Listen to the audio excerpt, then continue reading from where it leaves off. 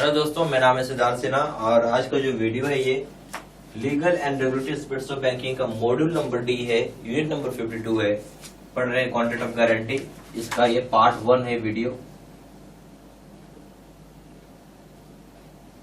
और अगर आपको प्रॉपर जेवी का वीडियो कोर्स करना है तो यहाँ पे मेरा फोन नंबर दिया, फोन करके पूछ सकते हैं या इसी वीडियो की डिस्क्रिप्शन बॉक्स में भी डिटेल्स डाल दिया गया है। चलिए स्टार्ट करते हैं। कॉन्ट्रैक्ट ऑफ गारंटी, तो पहला पॉइंट क्या है? Contract of guarantee.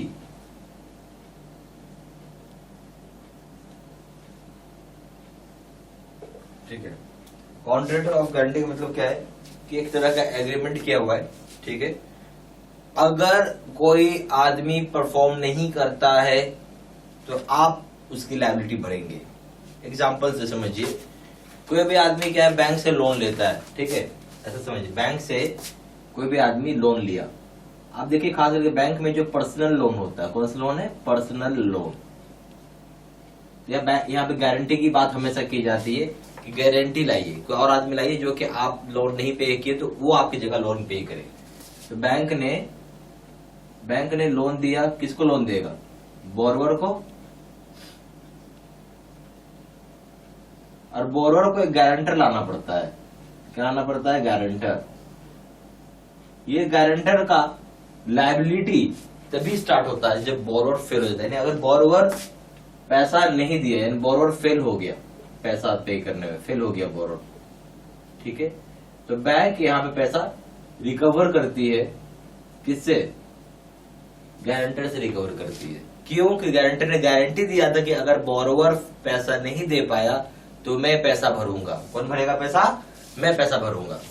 ठीक है, अगर आपने गारंटी ही दिया है तो फिर भरो। समझ गए बात? तो ये बात होगी। इसी चीज को हम लिख लेते हैं। ये कॉन्ट्रैक्ट होता है जहां पे बात की जा रही है कि परफॉर्म करेगा, जो लायबिलिटी होता है थर्ड पर्सन का डिफॉल्ट की केस में। तो गारंटर पिक्चर में तभी आएगा अगर बोरोवर पैसा नहीं देता है। बोरोवर पैसा चुका दिया तो गारंटर का पिक्चर में, मतलब है तो एग्रीमेंट में जरूर, बट गारंटर पिक्चर में नहीं आएगा। गारंटर पिक्चर में तभी आएगा जब बोरोवर फेल हो जाता है, पैसा नहीं देता है। आप इसको लिख सकते हैं, contract of guarantee is a contract to perform the liability of third person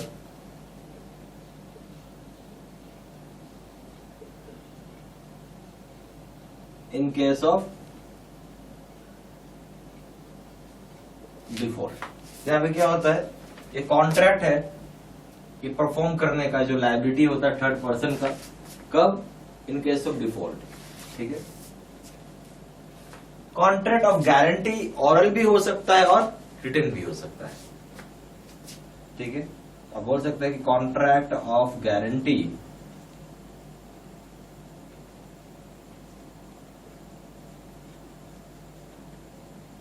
could be oral और रिटन। बट समझिए, ओरल का वैल्यू नहीं है। क्यों वैल्यू नहीं है?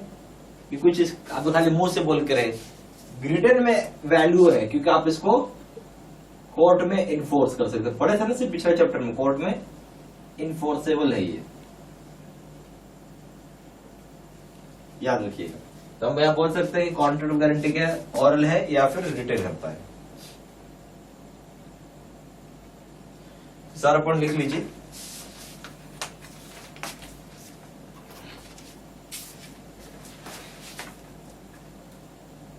वीडियो पॉज करके लिखते चलिएगा। ठीक है,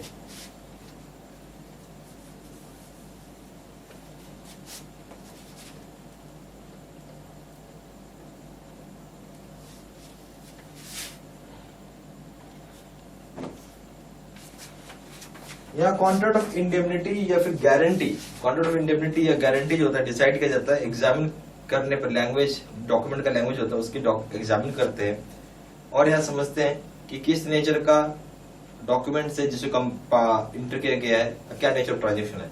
एक्चुअली कॉन्ट्रैक्ट ऑफ गारंटी और कॉन्ट्रैक्ट ऑफ इंडेमनिटी दोनों ही एक जैसा लगता है। कॉन्ट्रैक्ट ऑफ इंडेमनिटी में क्या होता है कि आपको जो भी लॉस हो जाता है मेरी वजह से जो भी लॉस हो गया तो मैं भरूंगा पैसा, ठीक है। कॉन्ट्रैक्ट ऑफ गारंटी क्या बोलता है कि ये आदमी अगर पैसा नहीं चुका पाया तो मैं पैसा भरूंगा, ठीक है। तो सुनने में देखिए जैसा लग रहा है, पर इसका डॉक्यूमेंट से पता चलेगा कि कॉन्ट्रैक्ट ऑफ गारंटी या फिर कॉन्ट्रैक्ट ऑफ इंडेमनिटी है।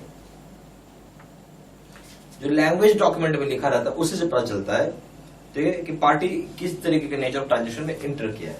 इस बात को आप लिख लीजिए, इसको एक नोट बना के लिख लीजिए बल्कि। A contract of indemnity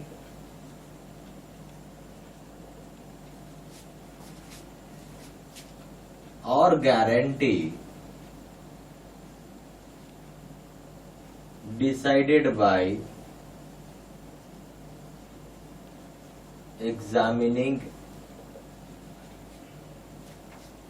the language of documents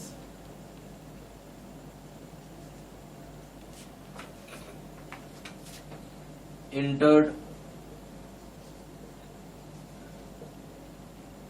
into the parties and the nature of transaction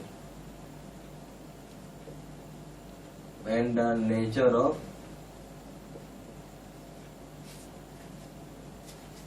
transaction।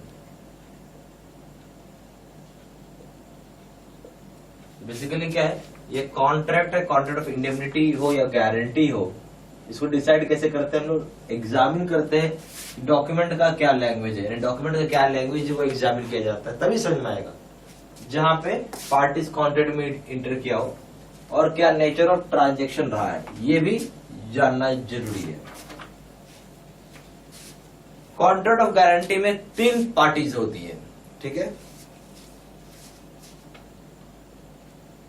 तो कॉन्ट्रैक्ट ऑफ गारंटी में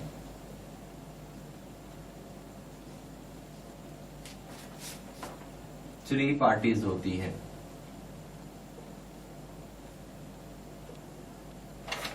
जैसे एक चीज समझिए,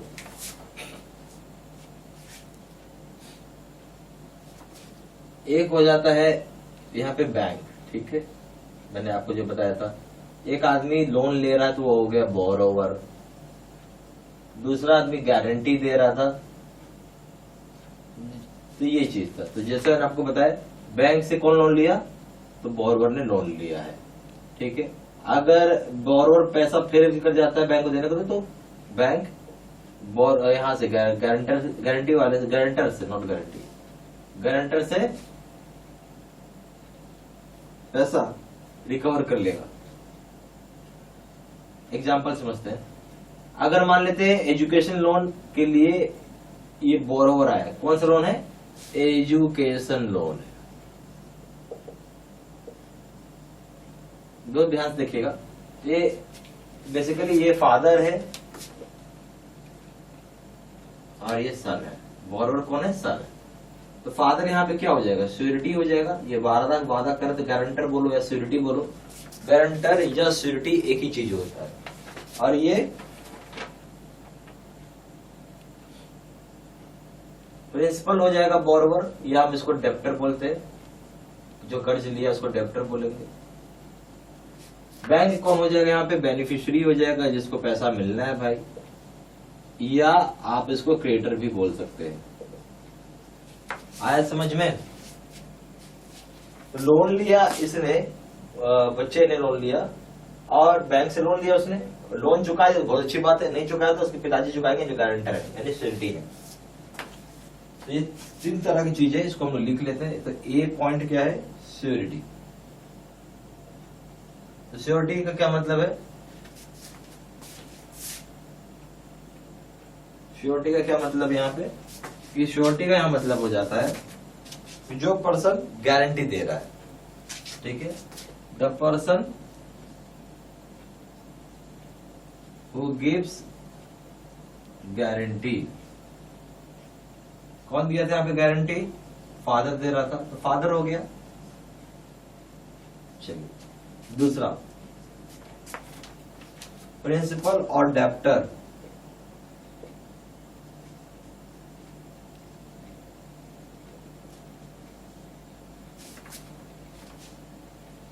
ये पर्सन है जो कि डिफॉल्ट, जो कि लोन लिया है, ये जिसके ऊपर गारंटी दी गई है, सबसे बड़ी जिसके ऊपर गारंटी दी गई है,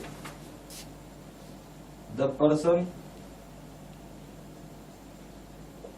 इन रिस्पेक्ट ऑफ whose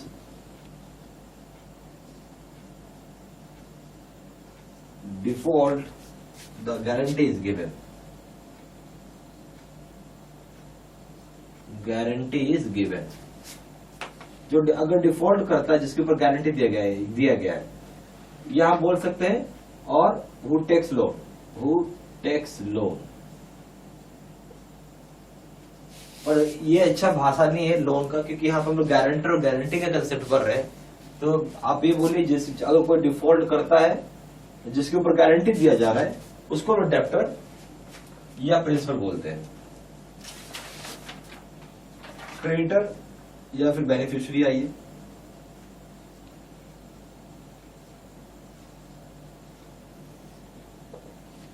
ठीक है। क्रेडिटर बेनिफिशियरी में क्या हो जाएगा, ये वो पर्सन है जिसके ऊपर गारंटी दी जा रही है।